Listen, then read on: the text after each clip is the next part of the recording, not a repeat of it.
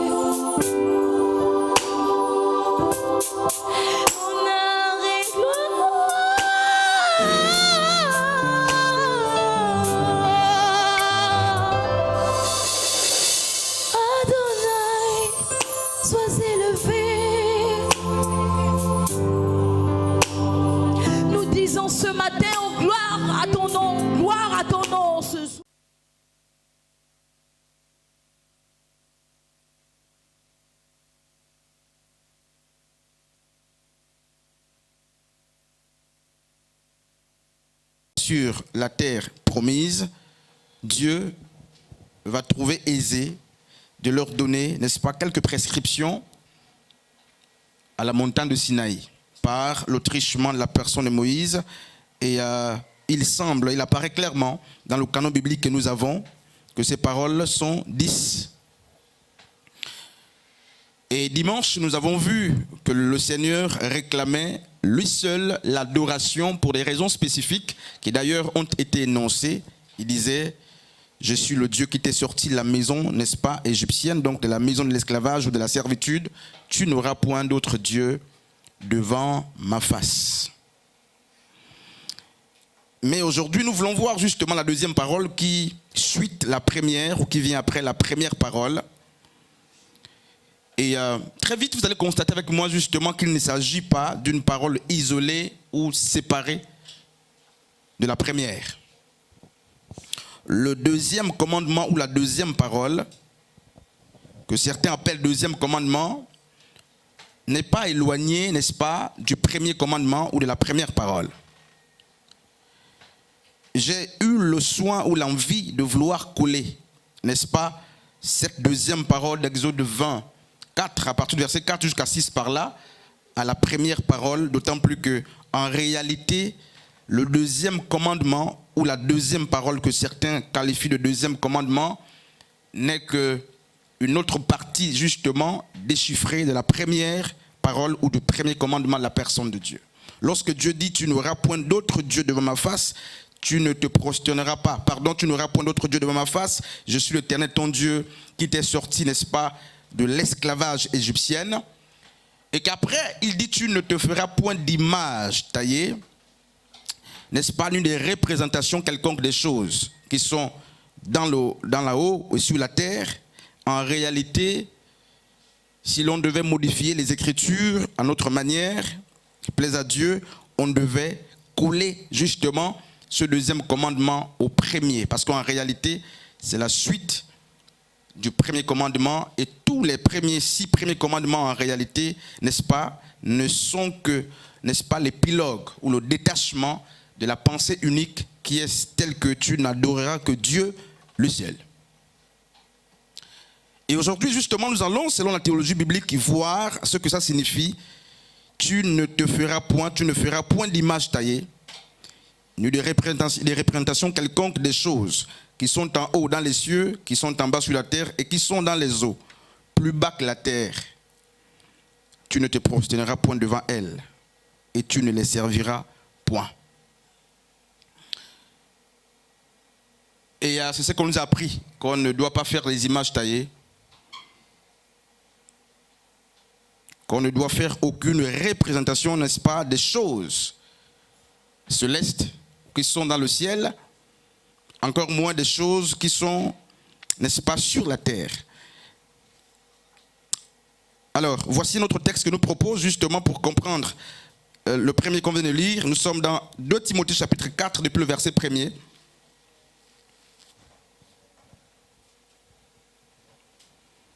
« 2 Timothée chapitre 4, depuis le verset 1er jusqu'au verset 4. Je vais lire. « Je t'en conjure devant Dieu et devant Jésus-Christ qui doit juger les vivants et les morts, et au nom de son apparition et de son royaume.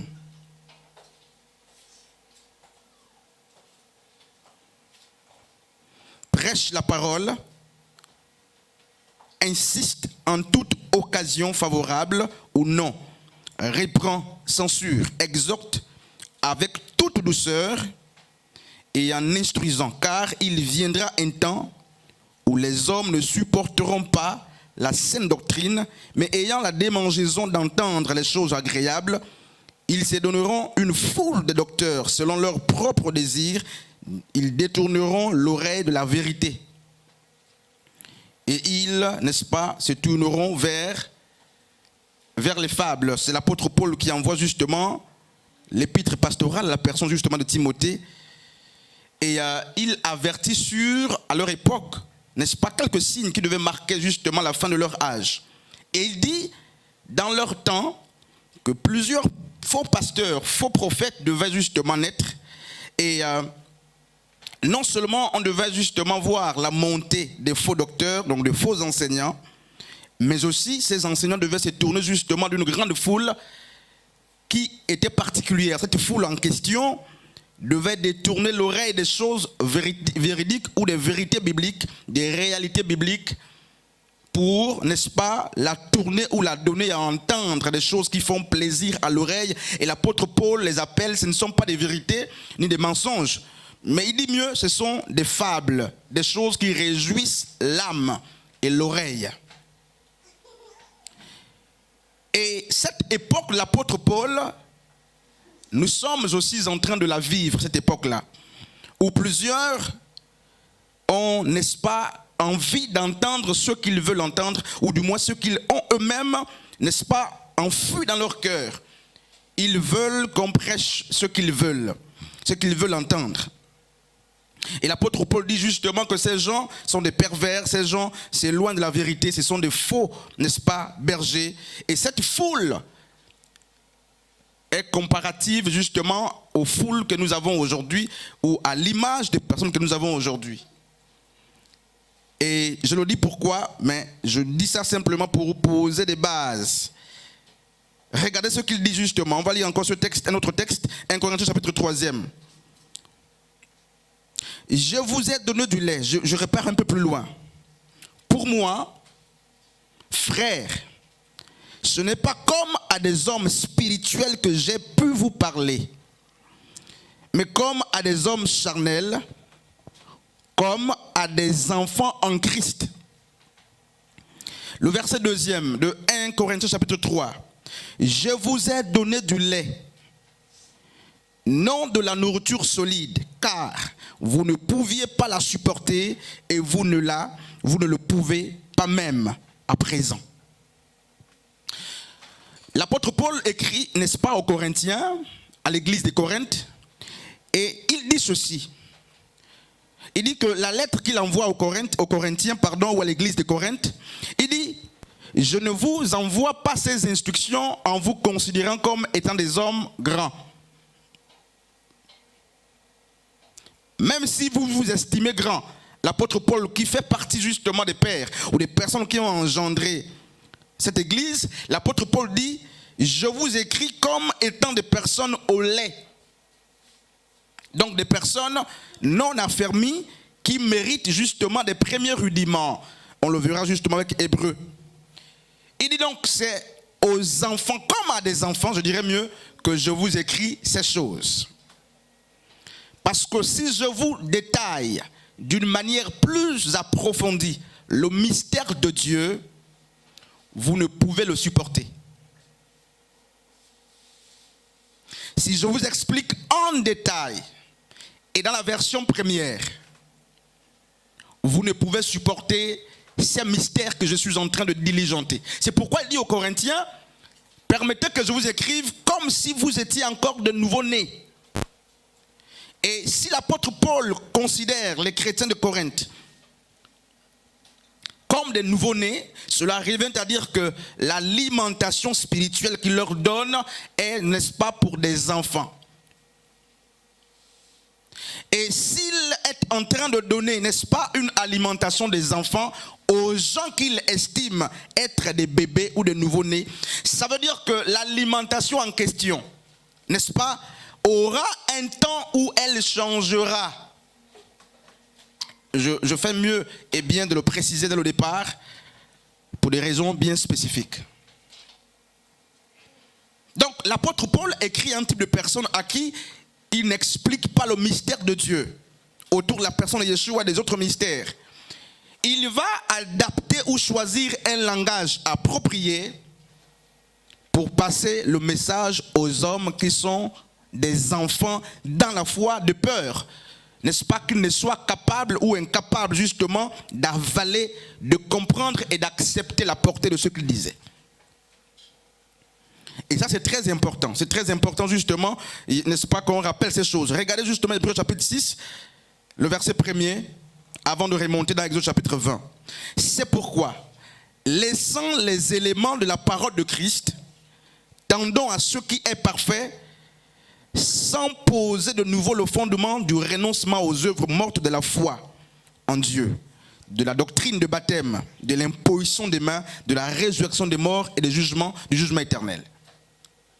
Hébreu dit justement qu'en Christ, il y a aussi, n'est-ce pas, des enseignements de base. Et parmi ces enseignements de base qu'il appelle les enseignements élémentaires ou des choses élémentaires de Christ, il place la résurrection des morts. Mieux encore, la prédication sur la résurrection des morts, Hébreu dit c'est une prédication des enfants. Hébreu dit l'imposition de main est une prédication des enfants. Hébreu dit la doctrine de baptême, ce sont des choses qu'on enseigne aux enfants, ce sont donc des choses élémentaires. Et il dit donc, tendons vers ce qui est parfait. Ce qui est parfait justement, c'est la connaissance de Christ, ou c'est des choses plus avancées que l'imposition des mains, la résurrection des morts, justement la doctrine des baptêmes et le jugement éternel. Maintenant, lorsqu'on repart dans Exode chapitre 20, lorsque vous prenez l'embouchure entre justement l'Égypte et la terre promise, nous avons affaire à un peuple qui est enfant. Un peuple sans religiosité. Je disais justement dimanche passé que ce peuple n'avait presque pas de Dieu connu d'une manière, n'est-ce pas, pratique. Ce peuple connaît le Dieu, n'est-ce pas, connaît le Dieu des pères par des témoignages, mais lui-même n'a pas vécu ce Dieu-là. Et c'est pourquoi lorsque Dieu se présente justement dans Exode chapitre 3e à la personne de Moïse, il va préciser l'importance de souligner qu'il est question du Dieu des pères, de leur père. Et il va dire à Moïse, va dire à tes frères que celui qui t'envoie, c'est le Dieu de vos aïeuls ou de vos ancêtres. Une prédication, malheureusement, qui n'a peut-être pas été bien comprise depuis le dimanche dernier. Nous aurons le temps, n'est-ce pas, de revenir et de comprendre de quel Dieu est-ce que j'étais en train de parler. Et donc, quand on prend la caricature de ce peuple qui vient d'être baptisé par la mer avec la personne de Moïse, ce peuple sans religiosité, ce peuple sans véritable conducteur, ce peuple qui n'a pas d'une manière pratique connu la personne de Dieu, alors ce peuple doit être placé dans le contexte justement des Corinthiens à qui l'apôtre Paul écrit et envoie des instructions comme étant des petites personnes, donc des enfants qui viennent de naître dans la foi.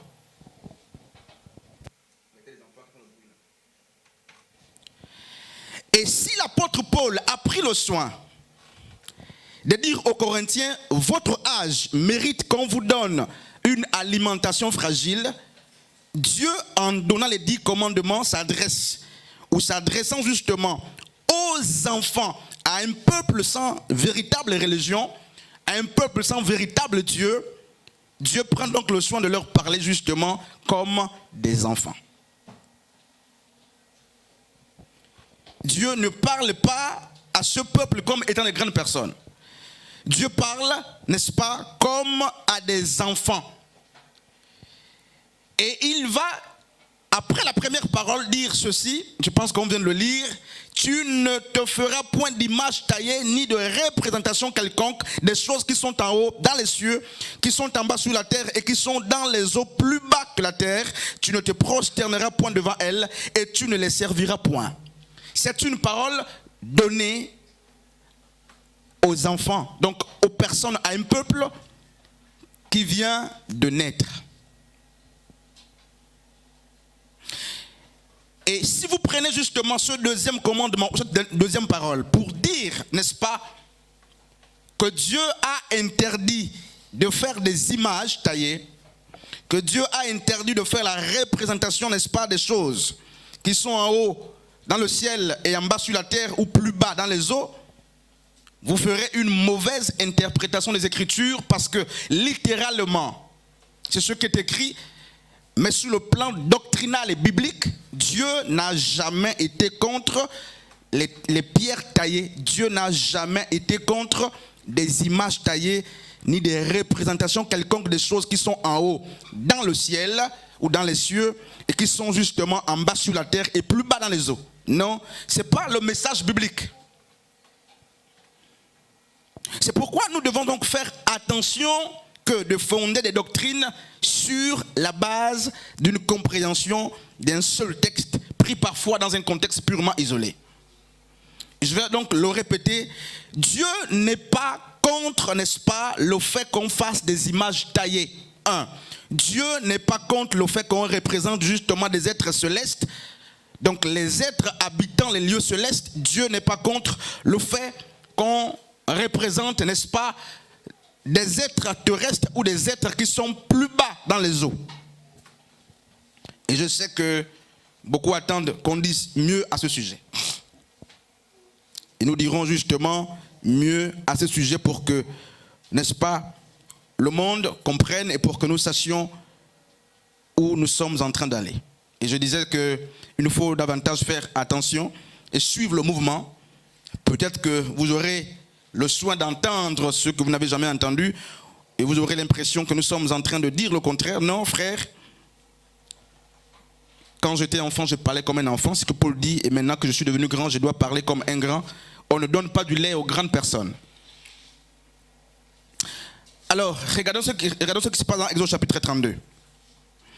Exode chapitre 32 nous présente justement une des premières chutes justement du peuple d'Israël à la sortie de l'Égypte, le veau d'or.